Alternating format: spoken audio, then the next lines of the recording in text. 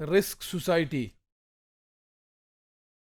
According to the German sociologist Ulrich Beck, a systematic way of dealing with the dangers and the insecurities induced and the introduced.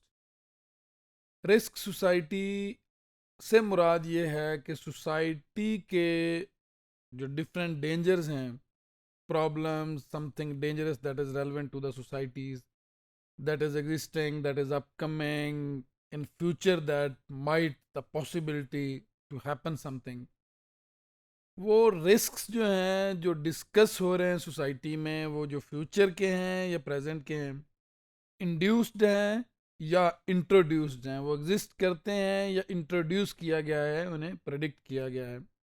उनको जब study किया जाता है तो जो bake की थ्योरीज हैं रिस्क सोसाइटी की, that theories are relevant to study the different risks in the society. Beck की जो थ्योरी है रिस्क की, different from the previous ages, the nature of risk and the attitude to do it. जो previous theories हैं, although risk society की जो debates हैं वो मॉडर्निटी की डिबेट्स में से ही मर्ज हुई हैं। ज़्यादा केयरफुल एटीट्यूड है, रिस्पॉन्स है toward the social facts, social issues and problems, and nature of risk as well. जो रिस्क क्या सिचुएशन है, कैसे सर्कमस्टेंसेस और सिनेरियोज हैं, how human attitude, the collective attitudes at the community level, at the society level, and the later on how these risks are responding in the overall state level. The theory also involves the idea that doubt towards the scientific reasoning and knowledge is increasing. जो doubt है scientific reasoning and knowledge के लिए, ये जो risk society की theory है back की, ये कहती है कि वो डाउट इंक्रीज हो रहे हैं।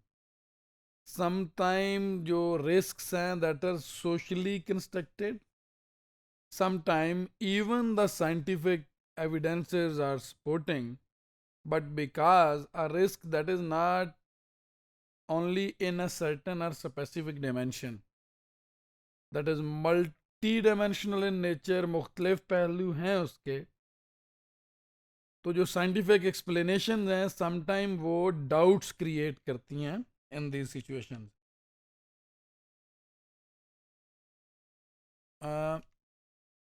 Global Risk Society forces us to recognize the polarity of the world, which is the national outlook could ignore.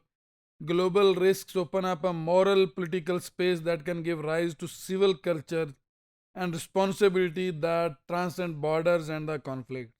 जो global risks हैं society में, there are certain global debates as well, global legalities, global organizations, global movements. Internationally कुछ risks जो हैं जिनको बहुत highlight किया जाता है और डिस्कस किया जाता है।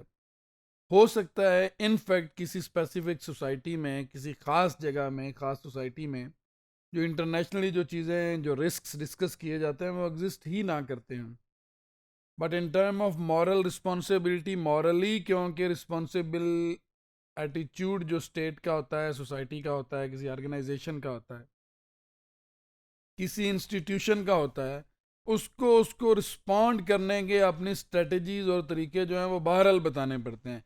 तो ये मॉरल रिस्पॉन्सिबिलिटी होती है, ये ऐसे ही है जैसे कोई चीज़ बादल ना ख्वास्ता ज़बरदस्ती करनी ही पड़ती है, क्योंकि इंटरनेशनली उसको इतना डिस्कस किया गया है, इतना उसको सेंसिटिव मैनर में ये सेंसिटाइज किया गया है, लोग इतने सेंसिटिव हैं, इंटरनेशनल कम्युनिटी भी और ओवरऑल जो इदारे हैं किसी एक सर्टन सिनेरियो में। तो इस सारी सिचुएशन में आपको समटाइम ना चाहते हुए भी कुछ चीज़ों को डिस्कस करना पड़ता है, उनके लिए पैरामीटर्स बनाने पड़ते हैं। हो सकता है वो इंड्यूस्ड हो सकता है वो इंट्रोड्यूस्ड हो सकता है वो इनफैक्ट ना एग्जिस्ट करती हूँ। बहरहाल रिस्क को आपको प्रेडिक्ट भी करना पड़ता है और अकॉर्डिंगली रिस्पॉन्ड भी करना पड़ता है।